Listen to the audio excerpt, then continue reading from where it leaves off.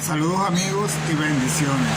Les habla Luis Manuel Zárraga desde el Rincón de Zaragoza, aquí en Palmares de Alajuela, en Costa Rica. Dentro de unos días ya próximo a cumplir 3 años en este maravilloso país. Un país que me ha dado el placer, y gracias al apoyo de muchas personas, de conocerlo, de ir conociendo cantón a cantón, provincia a provincia, y ver sus maravillas y las bondades que tiene, no solo a nivel turístico, sino también a nivel social, a nivel educativo, a nivel de salud, a nivel de servicios públicos y, bueno, lo que es realmente querer hacer las cosas bien en función de la comunidad, de la sociedad y de, en este caso, los electores, que son los que colocan a los funcionarios públicos en cada uno de los poderes donde los van a representar y que a su vez piden cuenta, y muy bien, a aquellas personas que ejercen la función pública. Quiero iniciar haciendo un pequeño análisis de la realidad de lo que es Cuba y Venezuela. Muchas personas, con los últimos acontecimientos y los hechos y sucesos ocurridos en Cuba recientemente, creen y consideran que en Venezuela se puede hacer una revuelta parecida a la que está ocurriendo en este momento en Cuba. Y las personas no entienden que existen dos realidades. Primero, el régimen de Cuba, 60 años ya en el poder, estaba acostumbrado y estaba confiado de que no iban a ocurrir más revueltas, porque el trabajo psicológico, el trabajo social, el trabajo de empoderarse de lo que era el pensamiento del pueblo ya estaba muy bien hecho. El pueblo estaba condicionado a vivir en esa situación.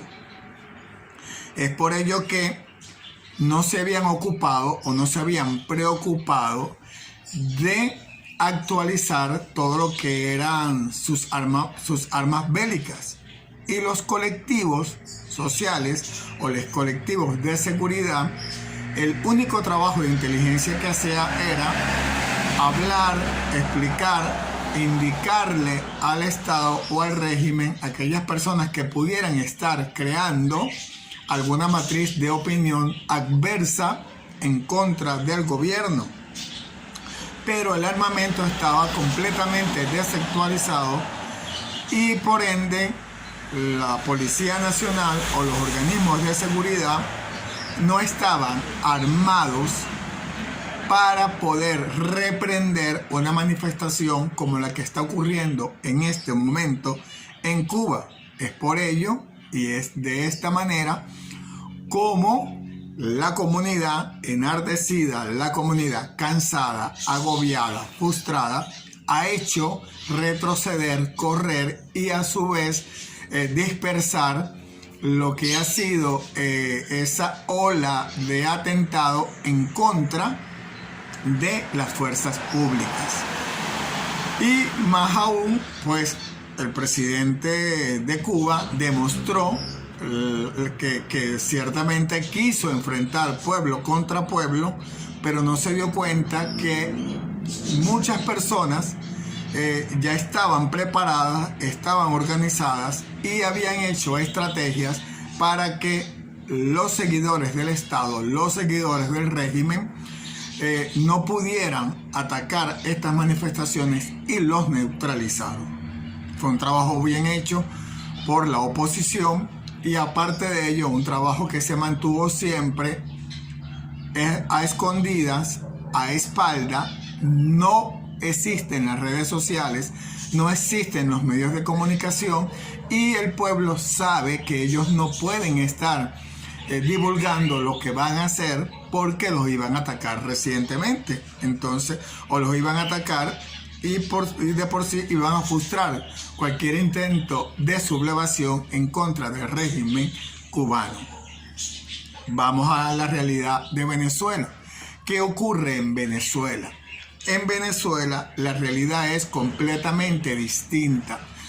El Estado venezolano, el régimen dictatorial desde Hugo Rafael Chávez Frías hasta Nicolás Maduro, ha armado y ha actualizado con armamentos bélicos de última y de alta tecnología a las Fuerzas Armadas Nacionales y a los organismos de seguridad. Pero peor aún es que no solamente ha armado a los que tienen que estar armados, con eso de generar esa política de opinión que los Estados Unidos lo quieren invadir, que Colombia los quiere invadir, que Europa los quiere invadir, que quieren matar al presidente, genocidio, que quieren matar a los representantes de los diferentes órganos del Estado, ha tomado esa excusa para armar no solamente a las Fuerzas Armadas Nacionales, sino a los organismos de seguridad.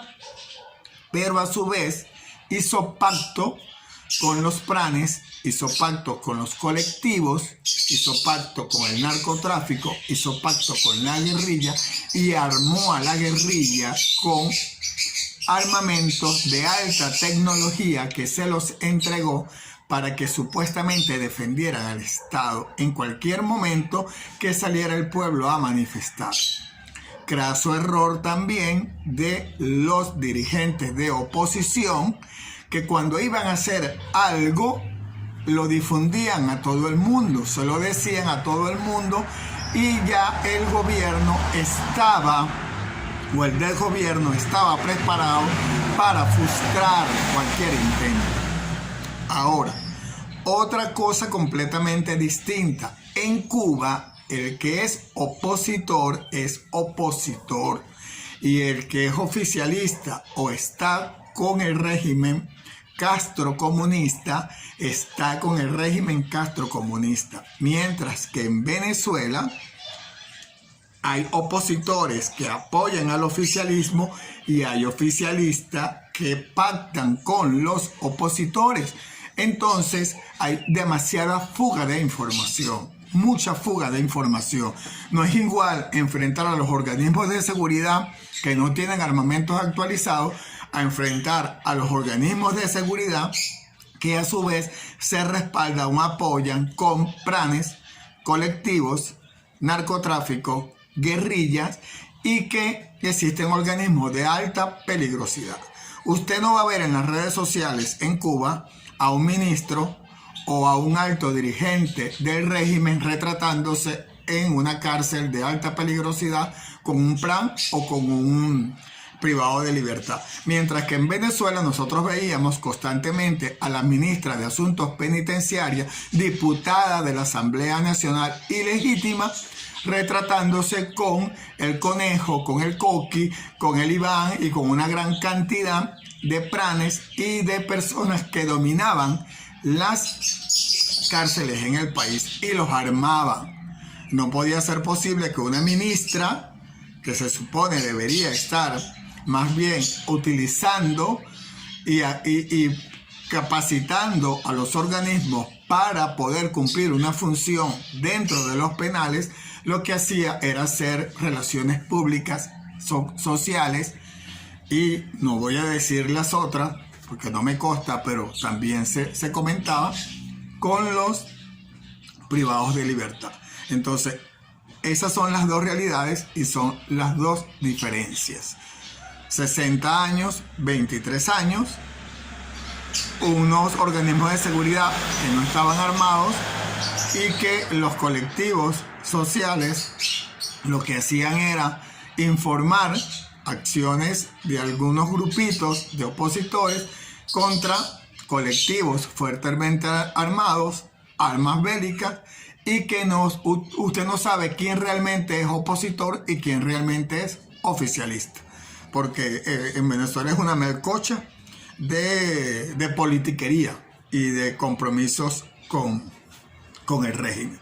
Entonces, ¿qué ocurrió también en Venezuela? Que en Venezuela hubo un cambio radical de las políticas de captación de los aspirantes a los organismos de seguridad. Entonces, ciertamente, en los actuales momentos en Venezuela, hubo un cambio de lo que son las políticas de Estado para captar a aquellas personas aspirantes a ingresar a los organismos de seguridad o a las Fuerzas Armadas Policiales.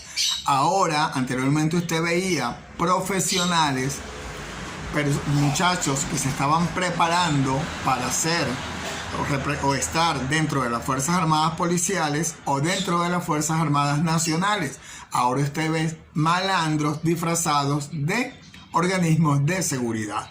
Entonces cambió radicalmente la política de captación en estos organismos de Estado para salvaguardar y para resguardar la seguridad de la comunidad. Eso en ese aspecto. Para dentro de poco va a haber un proceso electoral, en noviembre se avecina, para escoger alcaldes y gobernadores en el país. Y a su vez muchas personas van a optar o van a ser nombrados en cargos públicos dentro del Estado. En Venezuela debe haber cambio en ese tipo de políticas. Debe existir la meritocracia, debe volver la meritocracia. Pero no solamente es que debe volver la meritocracia, se debe legalizar la meritocracia para la escogencia de los funcionarios públicos. Y debe a su vez regresar el concurso de aquellos aspirantes que deseen optar por meritocracia a estos cargos públicos. Deben tener formación, debe haber debates electorales. ¿Qué presenta? ¿Cuál es tu proyecto? ¿Cómo vas a atacar cada una de las áreas en materia de salud, seguridad, educación, servicios públicos, en todo lo que es la parte social, alimentación? Tienen que entregar antes de ser nombrados o de ser electos, entregar ante el Consejo Nacional Electoral y entregar ante la comunidad ese proyecto que debe cumplirse. El revocatorio no puede ser a solicitud de una persona. Los revocatorios deben estar ya establecidos en un calendario. Si usted es elegido alcalde o gobernador para tal fecha, a los 2 años, para tal día, va a haber un proceso electoral para un revocatorio obligatorio. Y no es que se tome decisión o no, si se va o no se va a revocatorio. Obligatorio los revocatorios para que las personas puedan evaluar a esos representantes de los organismos públicos, a esos alcaldes, a esos gobernadores, a esos concejales, a esos diputados, a esos presidentes de las repúblicas electos. Debe existir por ley el revocatorio y fechas establecidas para que a los 2 años, como lo establece la ley, ya esté pautado cuándo va a ser el revocatorio. Y esto le va a permitir a las personas, a su vez, conocer qué proyecto viene, cuál es el equipo que le va a acompañar. Y no es que después que sea electo es que nos va a decir con quién se va a dejar acompañar o por quién se va a dejar acompañar. Sino es que antes usted me presenta el proyecto, usted me dice cuáles son sus méritos para ocupar el cargo de alcalde, de gobernador, de diputado, de concejal y de presidente de la República, qué proyectos usted me va a presentar y sépalo que en 2 años para tal fecha yo usted lo voy a estar evaluando a través de un proceso revocatorio. Y con esto voy a concluir. Asimismo, debe escogerse muy bien quienes van a ser nuestros representantes diplomáticos en el exterior. Tiene que ser también por meritocracia, no por politiquería, ni por cargos políticos, ni por afinidad política, sino por meritocracia. No me interesa de qué partido político seas, siempre y cuando me reúnas las condiciones, que estés formado en estudios internacionales, que conozca la realidad de ese país, que conozca la realidad del migrante venezolano en ese país, que no exista tanta burocracia, tanto protocolo, tanta desatención al venezolano en el exterior, y que usted entienda de que usted no le responde a un presidente, de que usted no le responde solamente a un diputado, de que usted no le responde solamente a un partido político, de que usted le responde es al migrante venezolano que se encuentra en el exterior pasando penurias. Y eso les va a permitir la garantía al venezolano que sale del país, bien sea a vacacionar, a hacer turismo o a radicarse, de que ciertamente va a tener un representante diplomático que haga valer y cumplir sus derechos internacionales en el exterior y que pueda regresar con sana paz al país, o que en algún momento que pueda tener algún acontecimiento, tanto civil, administrativo como legal, saber a quién acudir y quién lo va a representar en estos organismos. Creo que eso es parte de las políticas que deberían estar estudiando en este momento y que deberían estar presentando en este momento aquellas personas que aspiran a ser electos en cargos públicos. Y recuerden, Cuba no es igual que Venezuela, y Venezuela, la política está lamentablemente viciada, corrompida. Entonces, buenos días y que tengan un hermoso resto de la semana. Se les quiere mucho y bendiciones.